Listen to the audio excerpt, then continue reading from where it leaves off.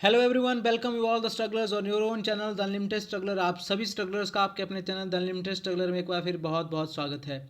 आज के हम टॉपिक में डिस्कस करेंगे इवेल्युएशन टेक्निक्स। इवेल्युएशन टेक्निक्स क्या होती हैं, कौन कौन सी होती है, कितनी तरह की होती हैं, ये सारा इसमें आज हम डिस्कस करेंगे। लास्ट टॉपिक हमने टीचिंग एप्टीट्यूड में डिस्कस किया था इवेल्युएशन के ऊपर। इवेल्युएशन क्या होता है, क्या इसका मीनिंग है, क्या फंक्शन परफॉर्म करता है इवेल्युएशन, उसके ऊपर हमारी बातचीत हुई थी। आज जो हम डिस्कस करेंगे इवेल्युएशन टेक्निक्स, बेसिकली टाइप्स के ऊपर डिस्कस करेंगे, किस तरह की इवेल्युएशन होती है, कितने तरीकों से हम इवेल्युएशन कर सकते हैं। वीडियो स्टार्ट करने से पहले आप लोगों से रिक्वेस्ट रहेगी कि द अनलिमिटेड स्ट्रगलर को सब्सक्राइब करें और बेल आइकन हिट कर लें ताकि आपको हर आने वाले लेटेस्ट वीडियो का इंस्टेंट नोटिफिकेशन मिल जाए। हमारा फेसबुक और इंस्टाग्राम पेज है द अनलिमिटेड स्ट्रगलर से के नाम से, उसको लाइक करें और फॉलो करें ताकि आपको हर एजुकेशन सेक्टर का जो लेटेस्ट अपडेट है वो इंस्टेंट मिल जाए। Hand written notes soft copy और हार्ड कॉपी दोनों फॉर्म में अवेलेबल हैं पेपर 1 और पेपर 2 के। बिल्कुल मिनिमम प्राइसेस पे आप दिए गए नंबर पे कभी कॉल या व्हाट्सएप कर सकते हैं और आप नोट्स ले सकते हैं। तो बात करते हैं इवेल्युएशन टेक्निक्स की या तरीकों की, कौन कौन से तरीके से इवेल्युएशन की जाती है, एक की जा सकती है एक स्टूडेंट की।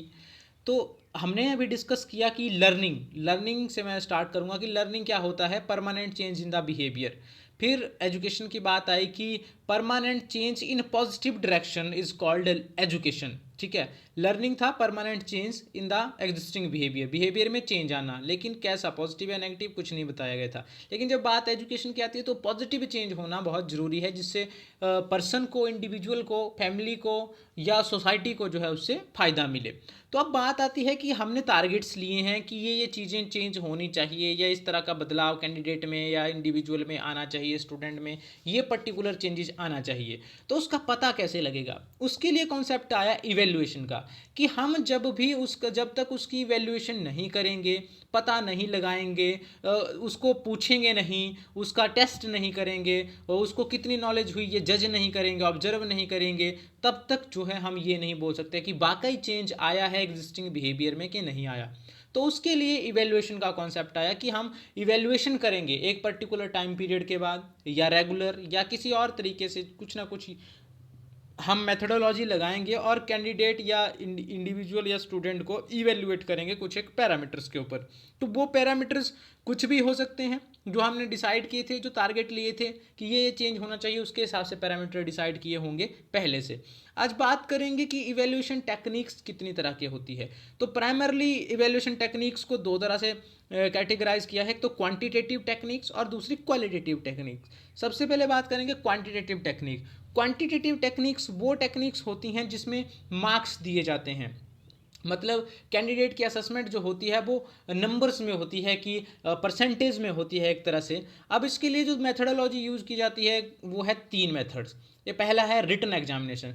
रिटन एग्जामिनेशन जैसा कि एज़ यूजुअल हमारा होता है कि हम हर सेमेस्टर के बाद, ईयर के बाद, ठीक है, एक क्लास के बाद एग्ज़ाम देते हैं। उसमें पेपर पेन की हेल्प से हम लिखते हैं, क्वेश्चन पूछे गए होते हैं और उनके हमें टीचर जो है वो मार्क्स देता है। तो परसेंटेज में या नंबर्स में मार्क्स आते हैं कि 100 में से आपने 60% लिए, 70% लिए, तो ये माना जाता है कि इस पर्टिकुलर पर्सन को अगर 100 में से 60% नंबर आते हैं तो मतलब ये जो है वो 60% नॉलेज रखता है इस सब्जेक्ट की, ये जज किया जाता है आमतौर पे।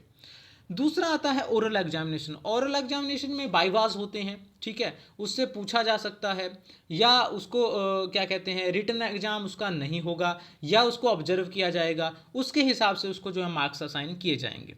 इसके अलावा प्रैक्टिकल एग्जामिनेशन, जो प्रैक्टिकल सब्जेक्ट्स होते हैं जैसे फिजिक्स, केमिस्ट्री, बायोलॉजी, उनमें उसने डेमोस्ट्रेशन किस तरह से दिया, किस तरह से प्रैक्टिकल परफॉर्म किया, किस तरह से उसने काम किया उस पर्टिकुलर प्रैक्टिकल में, उस चीज़ को मद्देनजर रख के जो है मार्क्स असाइन किए जाते हैं। दूसरी तरह की टेक्निक आती है क्वालिटेटिव टेक्निक्स, जहाँ पे क्वांटिटी को मैटर नहीं किया जाता, कि उस मार्क्स को मैटर नहीं करेंगे, वहाँ पे उसका मतलब कैंडिडेट को नॉलेज कितनी है, कॉन्सेप्ट्स कितने क्लियर हैं उसके, कितनी ज़्यादा पकड़ है उसको चीज़ों की, जो वो पढ़ रहा है, समझ रहा है, सीख रहा है, वो क्या वाकई सीख पा रहा है कि नहीं सीख पा रहा है। वो चीज़ समझने के लिए उसको डिफरेंट मेथड्स यूज़ किए जाते हैं और मतलब एक पर्टिकुलर पैरामीटर्स, कुछ एक पर्टिकुलर पैरामीटर्स के ऊपर उसकी असेसमेंट की जाती है। अब सबसे पहला इसमें टेक्निक आता है observations and interview method. Observation and interview method में हम कैंडिडेट का या जो स्टूडेंट है उसकी डेली रूटीन, ठीक है, उसको ऑब्जर्व करेंगे, या किस परिस्थिति में वो किस तरह से रिएक्ट कर रहा है उसको ऑब्जर्व करेंगे, या किसी पर्टिकुलर टॉपिक के बारे में उसके विचार जानेंगे, उससे हम उसका नॉलेज लेवल जो है वो जज कर पाएंगे। इसके अलावा checklist and rating skills, checklist and rating skills में बस जैसे मैंने पहले बोला होते हैं, तो किसी पर्टिकुलर पैरामीटर पे उसके कितने कहाँ किस स्टैंड पे स्केल पे हम उसको रेट करेंगे। जैसे 10 में से 7 मार्क्स दिए, या 10 में से 7 पॉइंट आए इसके, 10 में से 6 पॉइंट आए इसके। चेकलिस्ट माने उसको कुछ एक चीज़ों के ऊपर हम उसका जो है निरीक्षण करेंगे, ठीक है। इसके बाद कुमुलेटिव रिकॉर्ड्स एक और मेथड है। कुमुलेटिव रिकॉर्ड में आता है उसका पूरा जितना टाइम टेन्योर हम कैंडिडेट का या स्टूडेंट का इवेल्युएट कर रहे हैं, इवेल्यूशन कर रहे हैं, उसमें उसने पूरी तरह से हर एक तरह से कितना क्या परफॉर्मेंस दी, कि किस तरह से उसने क्लास में पार्टिसिपेट किया, किस तरह से उसने नोट्स बनाए, किस तरह से उसने असाइनमेंट्स परफॉर्म की, किस तरह से उसने प्रैक्टिकल परफॉर्मेंस दी, किस तरह से उसने मार्क्स लिए एग्जाम में। सारे जो टोटल उसका रहता है परफॉर्मेंस पूरे एक साल में, उसके हिसाब से हम मार्क्स डिवाइड करते हैं और तब जा करके उसको हम एक रेटिंग देते हैं या रेट करते हैं, या उसको उसके क्वालिटी को टेस्ट करते हैं। तो ये क्वालिटेटिव टेक्निक्स थी। इसके अलावा थोड़ा सा बात करेंगे types of evaluation on the basis of phases of instruction. इसका मतलब है कि जैसे मान लीजिए 1 साल की क्लास है, ठीक है, या 2 साल का करिकुलम है, तो उसका फेजेस में हम उसकी इवेल्युएशन करेंगे। 6 महीने बाद, 1 साल बाद, 1.5 साल बाद, 2 साल बाद क्या परफॉर्मेंस आई उसकी, तो उसके हिसाब से कितनी तरह की इवेल्युएशन हो सकती है। सबसे पहली जो आती है that is placement evaluation.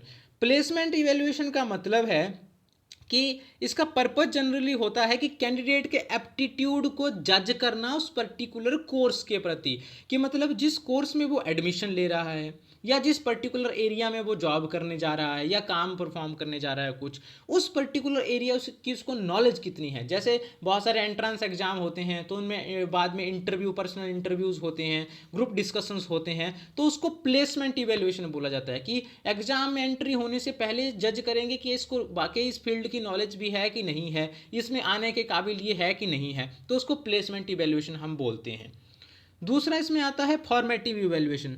Formative evaluation का मतलब है कि in between the course work, या इन बिटवीन द जो उसका चला हुआ है रूटीन वर्क, 1 साल में 2 साल का जो भी कोर्स है, उसके बीच में उसको इवेल्युएट करना। मान लें 1 महीने बाद, 2 महीने बाद, 15 दिन बाद, वीकली, इस तरह से उसने कितना परफॉर्म किया। मतलब इन प्रोग्रेस जो भी उसकी एक्टिविटी है उसके बीच में उसको चेक करना, उसके बीच में उसकी परफॉर्मेंस को चेक करना, उसको फॉर्मेटिव इवेल्युएशन बोलते हैं। ताकि हम ये जज कर पाएँ, टीचर ये जज कर पाए कि बाकी जो मैं पढ़ा रहा हूँ उसकी समझ में आ रहा है कि नहीं आ रहा है, और उसके बेसिस पे उसको फिर फीडबैक प्रोवाइड करवाई जा सकती है कि आप इस तरह से नहीं, इस तरह से करो, ये कमियां हैं, इनको सुधारो। इससे ये होगा कि पूरे साल में चेक करने की बजाय अगर हम थोड़ा थोड़ा बीच में चेक करते रहेंगे, तो हमारी परफॉर्मेंस जो है वो और ज़्यादा इंक्रीज होगी, इंस्टेड ऑफ कि हम 1 साल के बाद ही उसकी परफॉर्मेंस को चेक करें, तो जो डिफरेंस आएगा वो उसमें रहेगा गैप।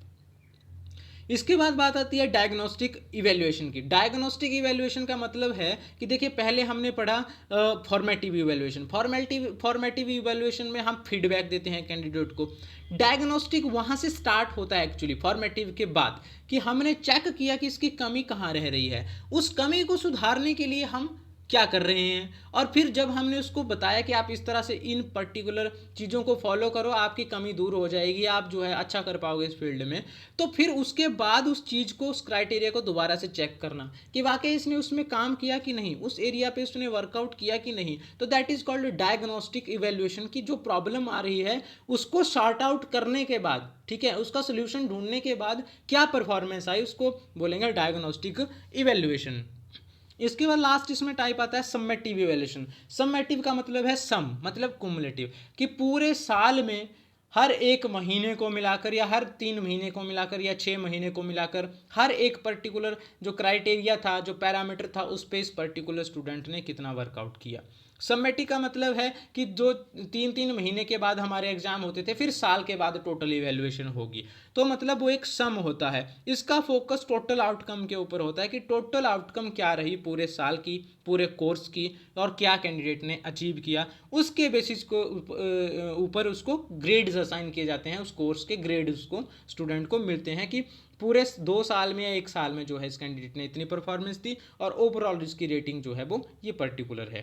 तो ये था जी आज का लेक्चर। आई होप आपको पसंद आया होगा। Thanks for listening, thanks for watching. Like करें अगर अच्छा लगा तो, कमेंट जरूर करें, सब्सक्राइब करें और शेयर करें द अनलिमिटेड स्ट्रगलर को। अगर आपकी कोई क्वेरी होती है आप मुझे मेल कर सकते हैं इसके संख्या 666@gmail.com पे, कॉल कर सकते हैं, व्हाट्सएप कर सकते हैं 7627096162 पे। Thank you, thanks a lot.